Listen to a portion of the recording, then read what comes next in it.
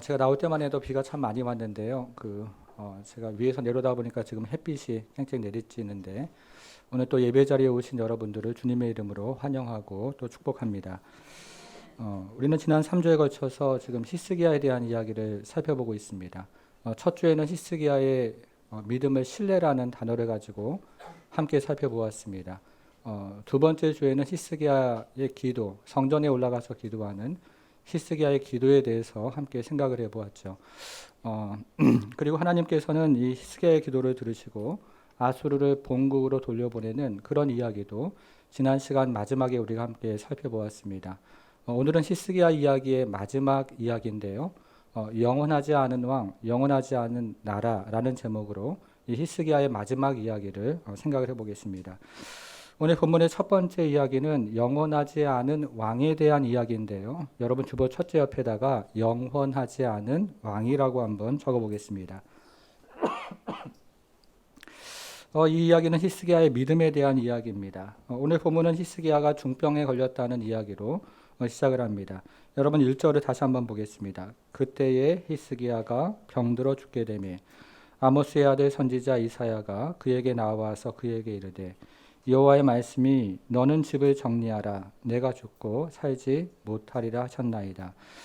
히스기야는 중병에 걸려 죽게 되었습니다. 그리고 이사야 선지자는 히스기야의 집을 정리하라고 하라는 여호와의 신탁을 전달하고 있는데요. 이것은 히스기야가 죽고 난 이후에 혼란을 막기 위해서 국사의 중요한 일들을 매듭지어라 하는 의미를 가지고 있습니다. 그래서 우리가 연대기를 따져보면 히스기야는 이때부터 그의 아들 므낫세와 공동 통치를 시작을 하게 됩니다. 여러분 그러나 히스기야는 이와 같은 여호와의 신탁을 최종적인 것으로 받아들이지 않고 기도의 자리로 나아갑니다. 그 얘기가 2절 3절인데요. 히스기야가 낯을 벽을 향하고 여호와께 기도하여 이르되 여호와께 구하오니 내가 진실과 전심으로 주 앞에 행하며 주께서 보시기에 선하게 행한 것을 기억하옵소서 하고 히스기야가 심히 통곡하더라. 히스기야는 홀로 벽을 향했습니다. 그리고 이스라엘의 탄원시의 전통에 따라서 자신의 과거와 여호와의 자비에 기대어서 지금 심히 통곡하며 기도를 하고 있습니다. 그러자 하나님은 이 히스기야의 기도에 즉각 응답을 주십니다. 그래서 이사야 선지자는 이 왕궁을 채 벗어나기도 전에 히스기야에게 돌아와서 여호와의 두 번째 신탁을 전합니다. 첫 번째 신탁이 두 번째 신탁으로 변한 것이죠. 그 내용이 5절과 6절인데요. 5절과 6절은 같이 읽어보겠습니다. 같이 읽겠습니다. 시작.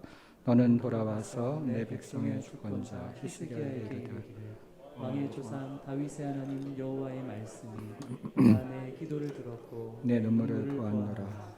내가 너를 낫게 하리니 3일 만에 여호와의 성전에 올라가겠고 내가 너 나를 15년을 더할 것이며 내가 너와 이 성을 아수르 왕의 손에서 구원하고 내가 나를 위하여 또 내 종 다윗을 위함으로 이 성을 보호하리라 하셨더라. 여호와께서는 히스기야의 기도를 들으시고 그의 눈물을 보셔서 그를 고쳐주십니다. 여러분 그러면 여호와께서 히스기야를 고쳐주신 이유가 무엇일까요? 그 이유가 있지 않겠습니까? 오늘 화면에 보면 그 이유가 다른 색깔로 처리가 되어 있는데요. 여호와의 성전에 올라가게 하기 위해서라고 이야기합니다. 여호와께서 히스기야를 고쳐주신 이유는 여호와의 성전에 올라가도록 하기 위해서였습니다. 여러분 히스기야가 어떤 사람이었습니까? 우리 19장으로 한번 가보겠습니다. 19장 1절로 한번 가보겠습니다. 성경을요 19장 1절로 한번 돌아가 보겠습니다. 히스기야 왕이 듣고 그 옷을 찢고 굵은 배를 두르고 자 그다음 한번 보셔요. 여호와의 성전에 들어갔다 이야기합니다. 랍사게가 항복하라는 말을 했을 때 히스기야는 작전 회의를 하러 들어가지 않았습니다. 랍사게가 항복하라는 말을 했을 때 히스기야는 여호와의 성전으로 올라가고 있습니다. 나라와 민족의 운명이 여호와께 달려 있다는 것을 알았기에 그는 성전으로 올라가는 사람이었습니다. 자, 19장 14절도 한번 보겠습니다. 14절로 한번 가보겠습니다. 히스기야가 사자의 손에서 편지를 받아보고 그 다음 한번 또 보셔요. 여호와의 성전에 올라가서 이번에는 사내립이 항복하라는 말을 합니다. 편지를 보내서 항복하라고 하죠. 그때 히스기야는 참모들과 작전 회의를 하러 먼저 들어가지 않습니다. 이때도 히스기야는 여호와의 성전에 올라갔습니다. 자신의 운명과 나라와 민족의 운명이 여호와께 달려 있음을 믿었기 때문에 그는 가장 먼저 성전으로 올라가서 여호와 하나님께 기도를 합니다. 여러분, 그래서요, 히스기야가 정말로 중요하게 생각했던 문제는 그의 생명이 15년 연장되는 것이 아니었습니다. 히스기야가 정말로 중요하게 생각했던 것은 여호와의 성전에 올라가서 여호와 하나님을 만나고 그 앞에 무릎 꿇고 기도할 때 그의 인생의 문제와 그리고 나라의 문제가 해결되는 것이었습니다. 자, 오늘 본문으로 돌아와서요, 20장 8절로 한번 가보겠습니다. 자, 여기서 히스기야는 이사야 선지자가 전한 그 신탁에 대해서 표징을 구하는데요. 어떤 표징을 구하는지 한번 보겠습니다. 8절 보니까 히스기야가 이사야에게 이르되 여호와께서 나를 낫게 하시고 3일 만에 여호와의 성전에 올라가게 하실 무슨 징표가 있나이까. 히스기야는 여호와의 신탁을 듣고 징표를 구하는데요. 15년을 더 살게 되는 징표를 주십시오 라는 징표를 구했던 것이 아니라 여호와의 성전에 올라가는 그 징표를 지금 구하고 있습니다. 히스기야는 자신의 운명과 나라 민족의 운명이 여호와 하나님께 달려 있음을 알았기 때문에 그는 계속해서 여호와의 성전에 올라가기를 원했고, 그래서 여호와의 성전에 올라가는 징표를 지금 그 순간에도 구하고 있습니다.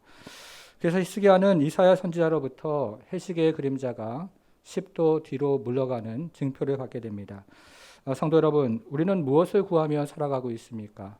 또 우리는 무엇을 구해야 합니까? 여호와의 성전에 올라가는 그런 은혜, 그런 징표, 그리고 여호와의 성전에서 하나님을 만나는 그런 은혜를 구해야 합니다. 성도 여러분, 주일 예배 오시잖아요. 이렇게 주일 예배 오시는 것은 어떤 마음으로 오시는 것이냐면 마치 히스기야가 성전으로 올라가는 그런 마음, 그 마음으로 우리는 주일 예배에 오는 것입니다. 그리고 히스기야가 성전에서 하나님을 만나서 그의 문제를 해결받고 하나님의 나라와 하나님의 의를 구했던 것처럼 우리는 동일한 마음으로 이 성전에서 여호와를 만나는 그런 간절함을 가지고 이 자리에 앉아 있어야 합니다. 여호와 하나님을 만나지 못해서 예배 시간 동안 핸드폰 보고 처음부터 잠을 청하는 그런 자리가 아니라 여호와 하나님께서 이곳에 함께 하시고 임재하시고 그리고 보시고 들으시는 그 하나님을 의지해서 이곳에서 주님을 만나는 그런 자리가 되기를 주님의 이름으로 축복합니다. 오늘 본문의 두 번째 이야기는 영원하지 않는 나라에 대한 이야기인데요. 주보의 둘째 옆에다가는 영원하지 않은 나라라고 적어보겠습니다. 오늘 본문의 두 번째 이야기는 히스기야의 불신에 관한 이야기입니다. 당시 고대 근동지방의 전통 강호는 아수르였고요. 떠오르는 강호는 바벨론이었습니다. 근데 그때 당시의 역사를 보면 이 바벨론이 아수르를 향해서 몇 차례 반역을 시도했다가 실패를 하게 됩니다. 그래서 이 아수르는 지금 바벨론은 반아수르 정책으로 돌아선 유다와 동맹을 맺기를 원했습니다. 그런데 바로 이때 바벨론 왕은 유다 왕 히스기야가 중병에 걸렸다는 소식을 듣게 되었습니다. 자, 그것이 두 번째 이야기를 시작하는 12절인데요. 여러분 12절을 한번 보겠습니다. 그때에 발라단의 아들 바벨론의 왕 브로닥 발라단이 히스기야가 병들었다함을 듣고, 여기 듣고라는 말이 한번 표시해 보겠습니다. 자, 이 기회를 노리고 있었던 바벨론의 왕이 히스기야가 병들었다함을 들었다는 것이죠. 자, 그리고 나서 무엇을 합니까? 병들었다함을 듣고 자, 편지와 예물을 그에게 보냈습니다. 여기서 말하는 편지는 단순히 위로를 전하는 편지가 아니라 군사 동맹을 맺자는 외교 문서였을 가능성이 큽니다. 당시의 상황을 보면 이것은 반드시 외교 문서, 군사 동맹을 맺자는 외교 문서였을 가능성이 확실합니다. 자, 이어지는 13절을 한번 보니까요. 히스기야가 사자들의 말을 듣고 바벨론에서 왕의 명령을 듣고 온 사자들의 말을 들었는데요. 자, 이 말이 무엇일까요? 이 말도 당시 상황을 생각해 보면 바벨론의 사자들은 왕의 의중을 전달하면서 두 나라가 군사 동맹을 맺자라는 말을 전달하는 것이 아마 확실할 것입니다. 자, 히스기야가 그 말을 듣고 어떻게 했을까요? 계속 한번 보겠습니다. 13절 듣고 자기 보물고의 금은과 향품과 보배로운 기름과 자, 그 다음 말이 중요한데요. 자, 또 무엇을 보여주었을까요? 그의 군기고와 창고의 모든 것을 다 사자들에게 보였는데 왕궁과 그의 나라 안에 있는 모든 것 중에서 히스기야가 그에게 보이지 아니한 것이 없더라. 여러분, 그런데 여기에서 군기고를 보여주었다 하는 말이 특별한데요. 이 군기고를 보여주었다는 것은 히스기야가 바벨론의 군사 동맹에 찬성을 하고 있다, 이런 의미를 가지고 있습니다. 당시 사절단들이 오면 보물 창고를 보여주는 일은 종종 있었지만 군기고를 보여주는 일은 없었기 때문에 이것은 히스기야가 바벨론의 사절단과 그 얘기를 듣고 바벨론과 군사 동맹을 맺었다 하는 그런 의미를 가지고 있는 것입니다. 자, 그러면 우리가 살펴본 이 듣다, 표시한 듣다, 무엇을 의미할까요? 듣다라는 말이 오늘 본문에서 두 차례 등장을 하는데요. 이 말은 굉장히 중요한 말입니다. 여러분 5절로 한번 가보겠습니다. 5절. 성경을 앞으로 가서 5절로 가보겠습니다. 이 상반절에 첫 번째 얘기 듣다는 말이 다시 한번 나오는데요. 너는 돌아가서 내 백성의 주권자 히스기야에게 이르기를 왕의 조상 다윗의 하나님 여호와의 말씀이 내가 내 기도를 어떻게 했다고요? 거기 표시를 해보겠습니다. 들었다. 여러분 누가 들어야 하는 것입니까? 여호와 하나님이 들으셔야 되는 것이죠. 여호와께서 나의 문제를 들어주셔야 나의 문제가 해결되는 것입니다. 여호와께서 나라와 민족의 문제를 들어주셔야 나라와 민족의 문제가 해결되는 것입니다. 그런데 지금 히스기야는 바벨론 왕이 나의 문제를 들어주면 나의 문제가 해결될 것이라고 믿고 있습니다. 앞에서는 히스기야가 여호와 하나님께서 나의 문제를 들어주시면 나의 문제가 해결되고 그리고 나라와 민족의 문제가 해결될 것이라고 믿었지만 지금 히스기야는 바벨론 왕이 그 큰 나라의 왕이 나의 문제, 나라와 민족의 문제를 들어주면 해결될 것이라고 그렇게 믿고 있는 것입니다. 그래서 여기서 이야기하는 듣다, 이 듣다라는 말은 히스기야의 어리석은 믿음에 대해서 잘 보여주고 있는 말입니다. 자, 그래서 이사야 선지자는 다시 히스기야를 찾아옵니다. 14절과 15절인데요. 여러분 14절과 15절 한번 보겠습니다. 자, 같이 한번 읽어볼게요. 시작. 선지자 이사야가 히스기야 왕에게 나와 그에게 이르되 이 사람들이 무슨 말을 하였으며 어디서부터 왕에게 나왔나이까? 히스기야가 이르되 먼 지방 바벨론에서 왔나이다 하니 이사야가 이르되 그들이 왕궁에서 무엇을 보았나이까 하니 히스기야가 대답하되 내궁에 있는 것을 그들이 다 보았나니 나의 창고에서 하나도 보이지 아니한 것이 없나이다 하더라. 여러분 여기를 잘 보면요, 이사야 선지자가 세 개의 질문하는데요. 이 사람들이 무슨 말을 했느냐? 그들이 어디서 왔느냐? 그들이 왕궁에서 무엇을 보았느냐? 이렇게 세 개 질문하는데 여기 나오는 이사야 선지자의 세 개의 질문은 히스기야를 책망하는 말로 되어 있습니다. 바벨론이 아수르와 같은 악한 세상 세력인데 도대체 어째서 바벨론의 왕의 말을 듣고 있느냐? 그렇게 책망하는 말로 되어 있습니다. 여러분 그런데 오늘 본문에서요, 이사야 선지자가 정말로 책망한 것이 있습니다.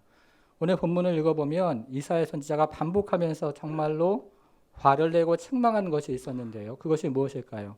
자, 13절로 다시 한번 가보겠습니다. 13절 보니까 히스기야가 사자들의 말을 듣고 자기 보물고의 금은과 향품과 보배로운 기름과 그의 군기고와 창고의 모든 것을 다 사자들에게 어떻게 했다고요? 이걸 책망하고 있는 것입니다. 보여주는 것, 그걸 책망하고 있습니다. 그래서 이 보여준다는 말이 계속 반복이 되는데요. 왕궁과 그의 나라 안에 있는 모든 것 중에서 히스기야가 그에게 보이지 아니한 것이 없더라. 자, 이사야 선지자는 이렇게 보여주는 것, 이것을 책망하고 있습니다. 15절로 다시 한번 가볼게요. 15절. 이사야 선지자가 이르되 그들이 왕궁에서 무엇을 보았나이까? 거기 표시를 한번 해보겠습니다.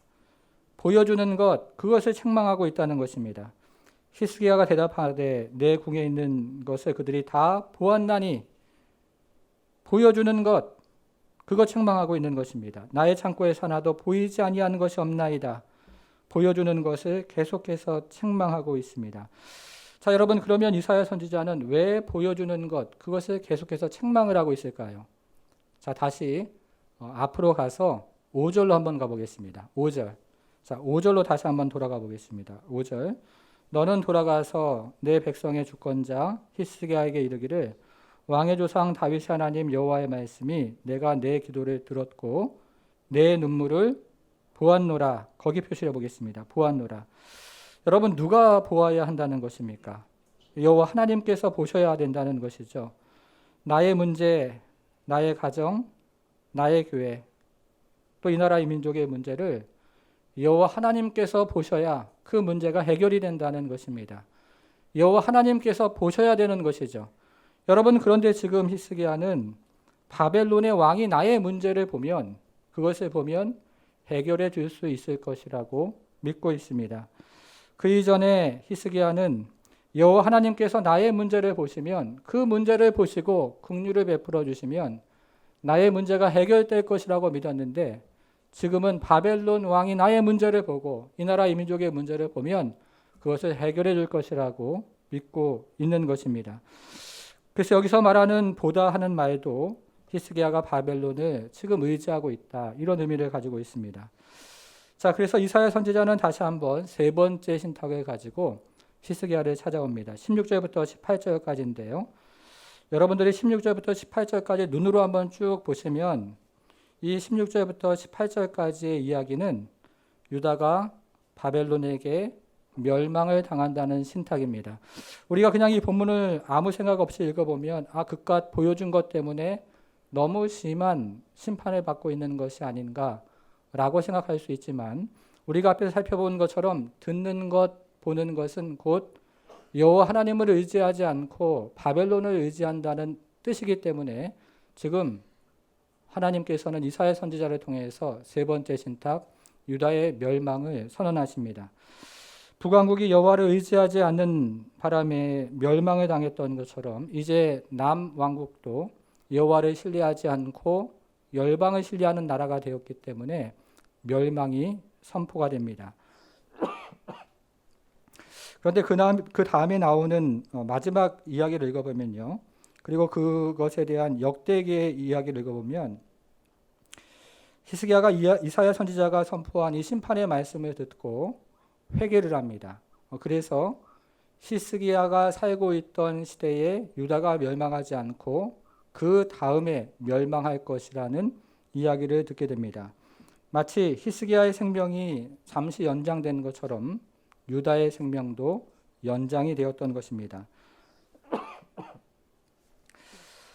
제가 신방을 다녀보면 이 성도들의 가장 많은 기도 제목이 있는데요. 그 기도 제목은 건강에 관한 것입니다. 그런데 건강을 위해서 기도하는 것은요, 이기적인 것이 아닙니다. 예수님께서도 많은 병자들의 병을 고쳐주시고 야고보 사도도 서로 병낫기를 위해서 기도하라고 권했기 때문에 우리는 건강을 위해서 기도해야 합니다. 여러분, 그러면 우리는 질병에 대해서 어떤 자세를 가지고 기도해야 될까요? 오래전에 베들레헴 교회, 미국에 있는 베들레헴 교회를 담임했던 존 파이퍼 목사님이 암에 걸렸었는데 그분이 암을 극복하는 과정에서, 지금은 건강하게 사역을 하십니다. 암을 극복하는 과정에서 묵상했던 것을 가지고 책을 한 권 쓴 것이 있습니다. 당신의 암을 낭비하지 말라 하는 제목으로 책을 한 권 썼는데요. 그 안에 10가지가 정리가 되어 있는데, 여러분 화면에 같이 한번 보겠습니다. 제가 그 안에 정리되어져 있는 10가지를 좀 한번 읽어보겠습니다. 첫째, 당신의 암이 하나님에 의해 계획된 일임을 믿지 않는다면 당신의 암을 낭비하는 것입니다. 둘째, 당신이 그것을 저주라고 믿고 선물로 받아들이지 않는다면 당신의 암을 낭비하는 것입니다. 셋째, 당신이 하나님이 아닌 병이 나을 확률로부터 위로를 구한다면 당신의 암을 낭비하는 것입니다. 넷째, 당신의 죽음에 관해서 생각하기를 거절한다면 당신의 암을 낭비하는 것입니다. 다섯째, 당신이 그리스도를 더욱 사랑하게 되는 것보다 암을 이기는 것에만 살 길이 있다고 생각한다면 당신의 암을 낭비하는 것입니다. 여섯째, 당신이 하나님을 알아가는데 충분한 시간을 쓰지 않고 암에 대한 정보를 찾는 데만 혈안이 되어 있다면 당신의 암을 낭비하는 것입니다. 일곱째, 당신이 사람들과 더 깊은 사랑의 관계를 세워가는 것보다 자기만의 외로움 속에 숨어버린다면 당신의 암을 낭비하는 것입니다.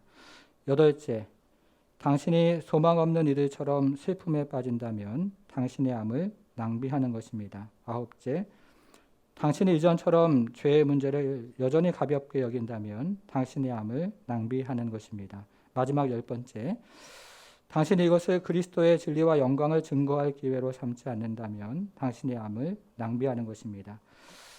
이 목사님이 하는 이야기는요, 질병을 통해서 말씀하시고 인도하신 하나님의 섭리가 있다는 것이죠.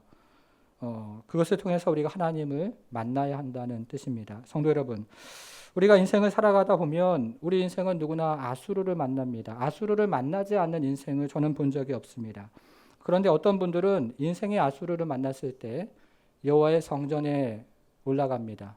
여호와께서 보시고 그리고 들으신다는 믿음을 가지고 여호와의 성전에 올라가는 것이죠. 그런 분들을 보면 사실 걱정이 잘 되지가 않습니다. 그러나 반대로 어떤 분들은 아수르를 만나면 또 다른 아수르, 바벨론을 의지하는 분들이 계십니다. 이런 분들은 성공을 해도 걱정이고 평안해도 걱정이 되는 때가 있는데요. 바벨론이 듣고 바벨론이 보는 것은 우리에게 전혀 도움이 되지 않고 오히려 우리를 더 절망적인 길로 인도하기 때문에 그렇습니다. 성도 여러분, 우리 인생의 문제는 하나님이 들으셔야 합니다. 우리 인생의 문제는요, 하나님이 보셔야 합니다.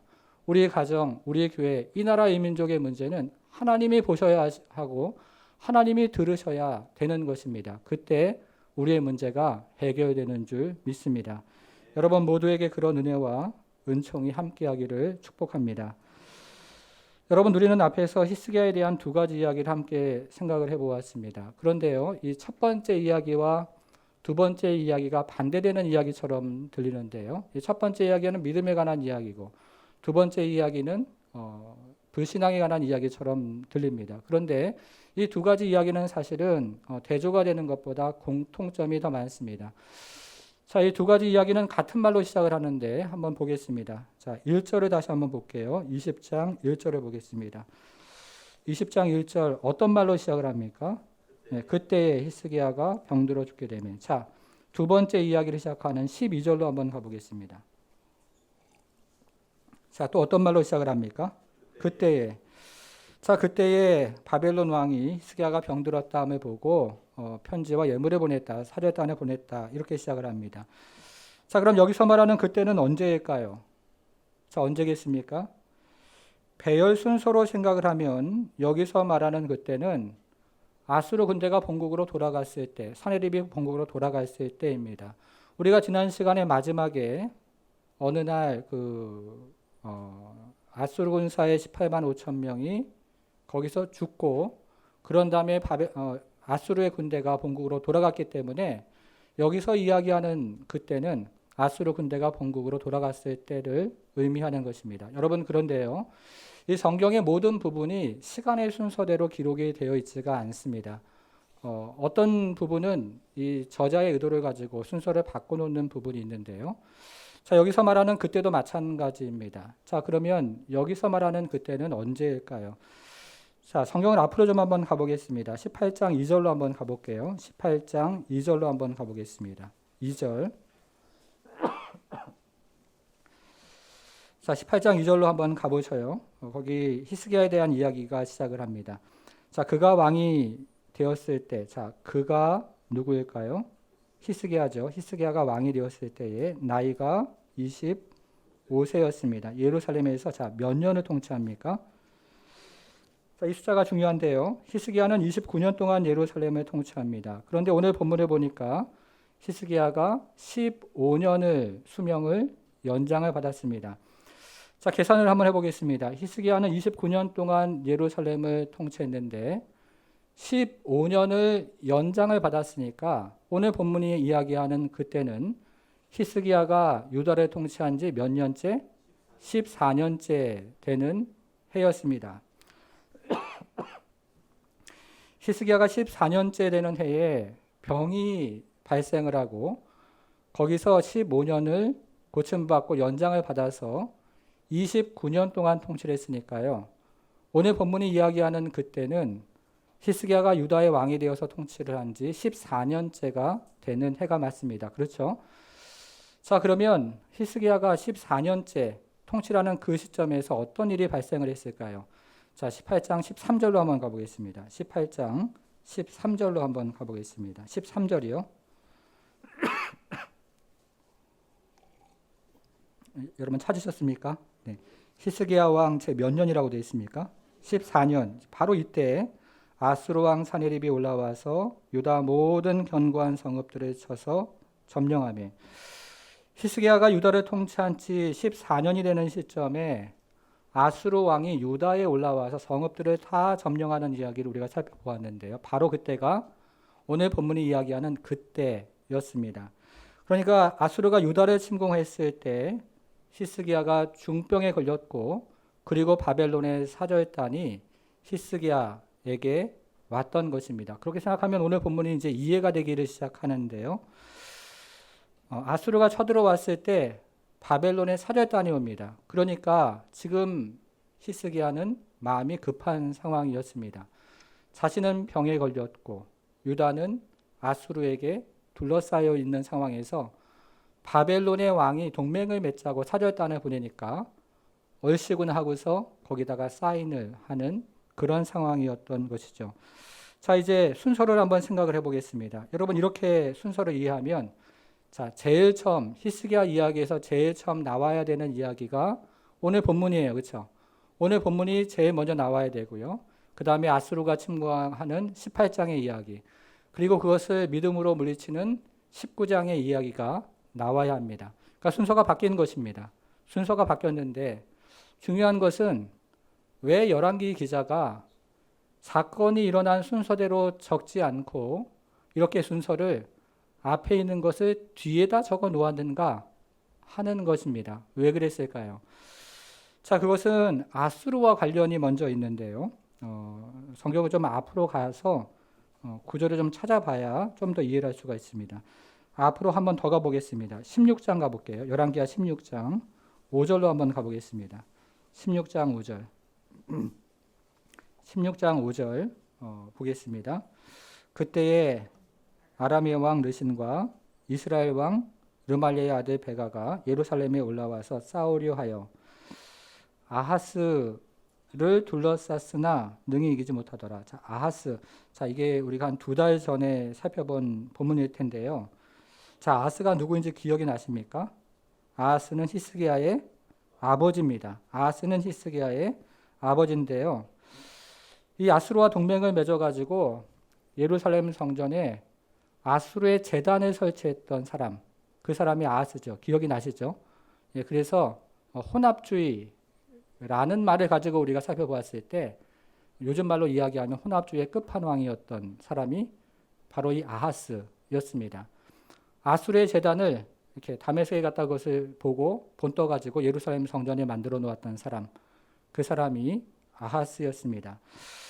이 구절에 대한 역대기의 기록을 읽어보니까요. 아람과 북이스라엘이 유다를 침공했을 때 이들이 유다를 크게 이깁니다. 그런데 제가 이사야서를 읽어보니까 이사야서에서 이사야가 아하스를 찾아가서 여호와 신탁을 전하는데 아람과 북이스라엘은 연기나는 부직갱이에 불과하니까 너는 두려워하지 말고 여호와를 의지하라.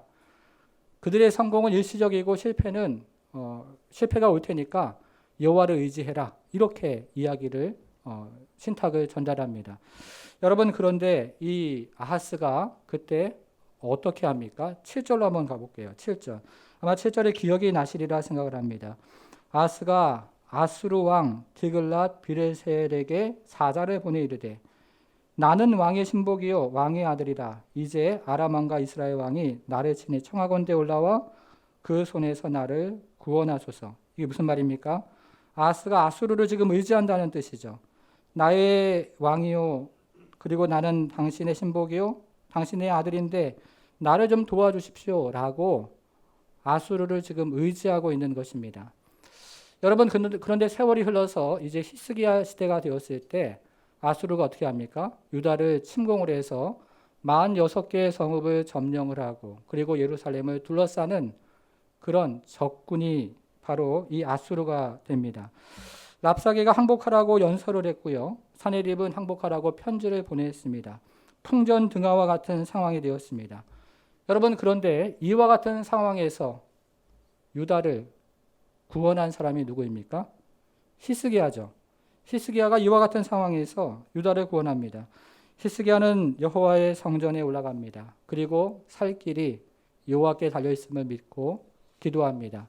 역대기의 기록을 보면, 그리고 오늘 마지막의 기록을 보면 히스기야는 그것만 한 것이 아니라 수로를 정비를 하고 성벽을 쌓고 군사를 완비하면서 아수르의 침공에 만반의 준비를 합니다.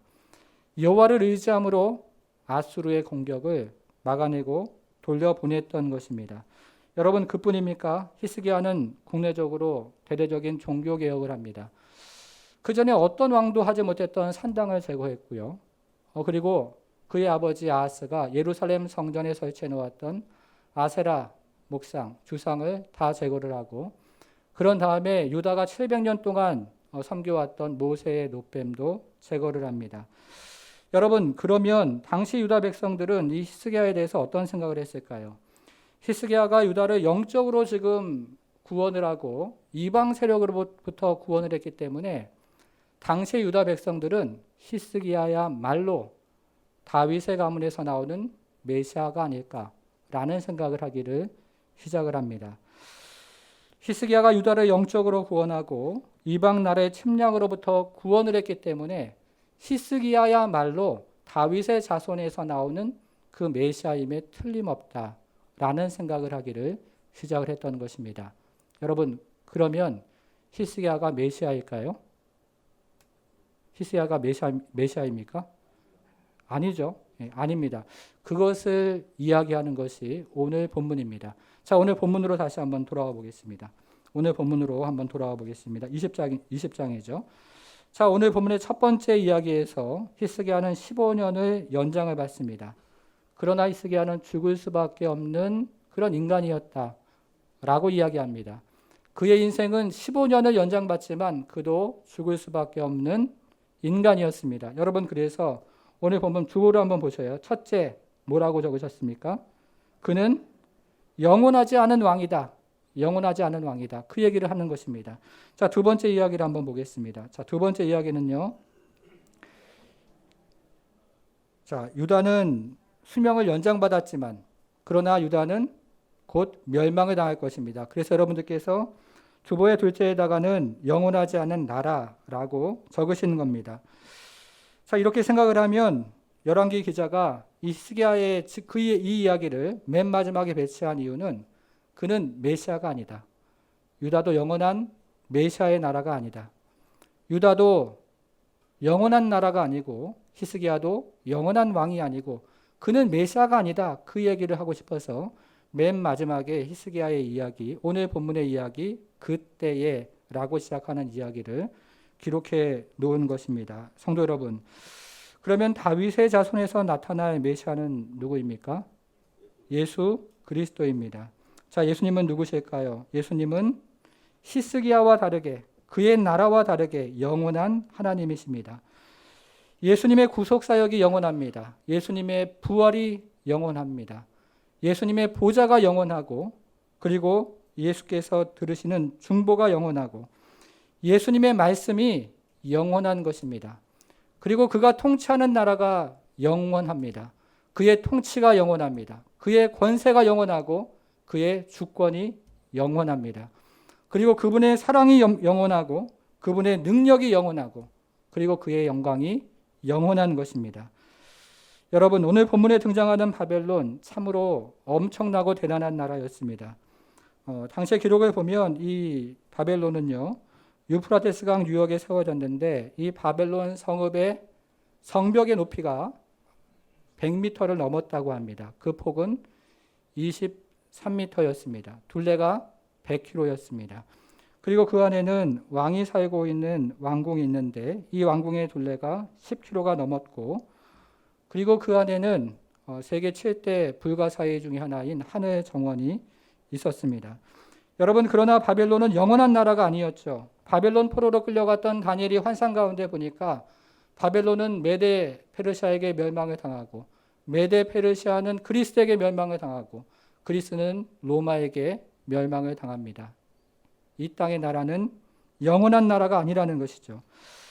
얼마 전에 그 미 항공우주국 나사가 쏘아 올린 제임스 웹 만환경이 촬영한 용골자리 성운을 신문에 있는 사진에서 본 적이 있습니다. 그 밑에 있는 기사를 읽어보니까요, 그 사진 안에 있는 점 하나가 은하계라는 그 기사를 읽어보았습니다. 지구 같은 경우에는 점도 아니죠. 보이지도 않습니다. 여러분, 그러면 바벨론은 어떻습니까? 바벨론은 점도 아닌 그 역사, 그 나라가 바벨론이라는 것입니다. 그러나 우리 하나님은 어떻습니까? 우리 예수 그리스도는 어떻습니까? 영원하신 나라요. 그의 통치가 영원하다는 것입니다. 여러분, 그래서 우리는 바벨론을 의지하지 말아야 합니다. 점도 안 되고 점도 안 되는 그 나라를 의지하고, 그리고 그의 통치를 의지하는 것보다 어리석은 일이 어디 있겠습니까? 성도 여러분, 우리는 영원하신 왕이신 예수 그리스도를 의지해야 합니다. 그의 영원한 나라, 그의 영원한 통치, 그의 영원한 사랑, 그리고 그의 영원한 긍휼, 그 안에 들어가서 그것을 기대며, 그리고 그 성전에서 주님의 말씀을 구하는 그런 성도가 되어야 합니다. 사랑하는 여러분, 그것이 바로 여호와의 성전으로 올라가는 것입니다. 여호와의 성전에 올라가서 거기서 기도하면 주께서 들으시고, 그리고 주께서 눈물을 보시는 것을 우리가 믿음으로 우리는 여호와의 성전에 올라가는 성도가 되어야 합니다.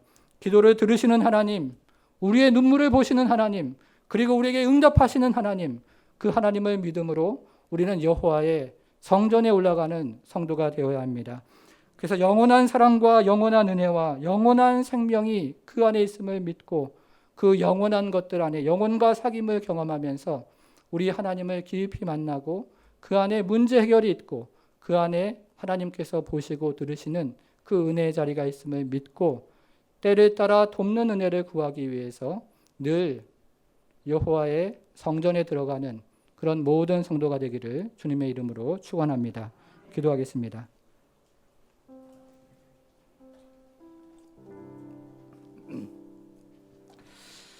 사랑하는 여러분, 여러분들은 인생에서 아수르를 만날 때 어떻게 하십니까?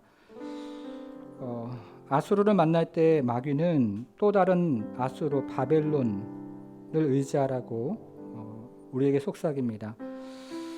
바벨론의 소리를 듣고 바벨론에게 자신을 맡기면 산다고 거짓말을 하는 것입니다. 여러분, 그러나 오늘 본문이 우리에게 들려주는 것이 무엇입니까? 심지어 히스기야도 그의 나라도 영원한 나라, 영원한 왕이 아니었습니다. 그러나 우리는 영원한 왕, 영원한 나라, 그분 예수 그리스도의 통치 아래, 그분의 나라 안에 우리는 살아갈 수가 있습니다. 그것이 이 땅을 살아가는 성도의 답이요, 그것이 이 땅을 살아가는 성도의 해답인 것입니다. 우리가 이 시간에 여기서 기도하는 것 하나님이 들으십니다. 그리고 하나님께서 보시는 것입니다. 그것이 우리의 소망이요, 우리의 희망인 것입니다.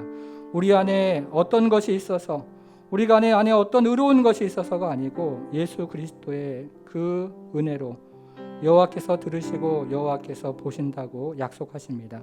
이 시간에 여러분의 문제가 무엇입니까? 여러분께서 만난 아수르가 무엇입니까? 우리가 이 시간에 속에 있는 것들을 주 앞에 올려드리면서 여호와께서 들으시고 보신다는 그 믿음을 가지고 이곳이 성전이 되어 하나님 앞에 우리가 기도할 때에 주께서 보시고 들으십니다. 우리의 기도 제목을 가지고 주 앞에 기도하는 시간을 잠시 갖겠습니다. 기도하겠습니다.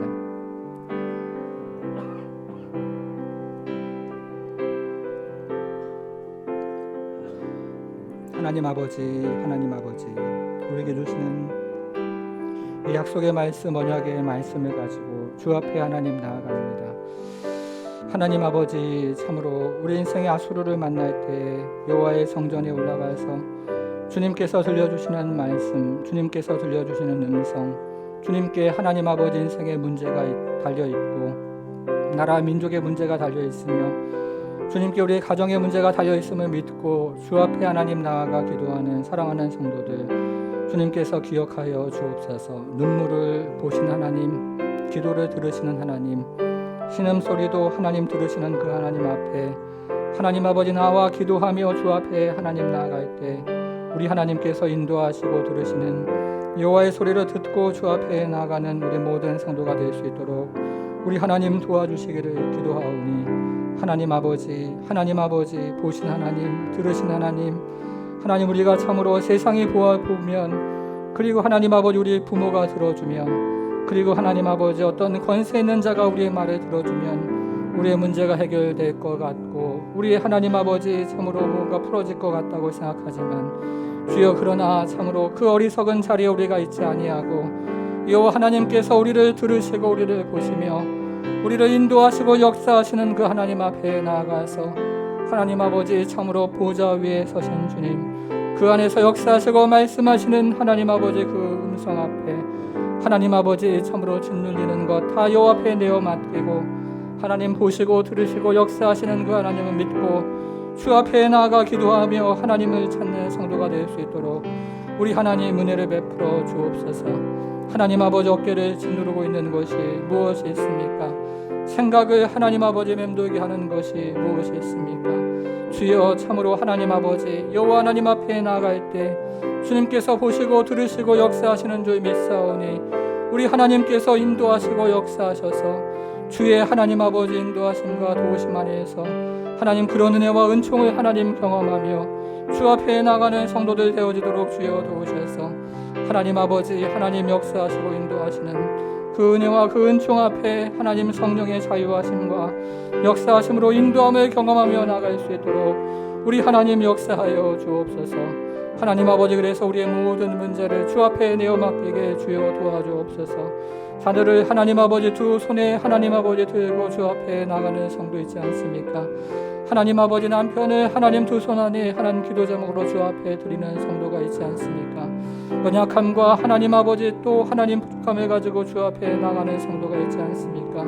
우리 하나님께서 인도하시고 우리 하나님께서 역사하셔서 하나님 아버지 참으로 우리 인생이 여호와 하나님 앞에 달려있음을 믿고 주 앞에 나아가 기도하며 주 앞에 나갈 때 성령의 임재하심과 통치하심을 경험하게 하시고 우리 하나님의 은혜와 능력을 경험케 하셔서 하나님의 은혜와 하나님의 능력이 우리 가운데 충만히 많고 그것이 우리의 기쁨이 되고 힘이 되고 영원한 생명이 되는 것을 보며 나아갈 수 있도록 우리 하나님 함께해 주옵소서. 우리 하나님 역사해 주옵소서.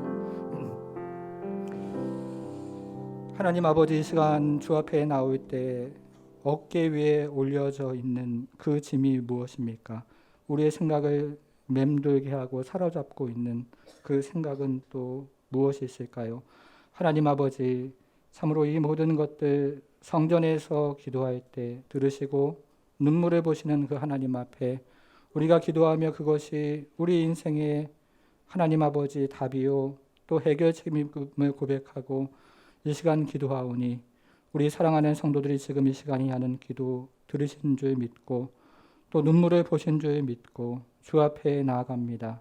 하나님 아버지 우리가 세상 의지하지 않고 우리가 세상을 신뢰하지 않으며 하나님 그래서 오직 여호와 하나님을 믿고 주 앞에 하나님 우리의 걸음을 옮기며 서 있는 곳이 여호와의 임재가 있는 성전임을 믿고 순간순간 하나님 앞에 기도하고 의뢰하는 성도의 삶을 살아가기를 원하오니 주여 우리를 긍휼히 여겨주시고 우리를 불쌍히 여기셔서 영원한 왕의 통치와 영원한 왕의 은혜를 경험하는 모든 성도들 될 수 있도록 우리 하나님 함께해 주옵소서.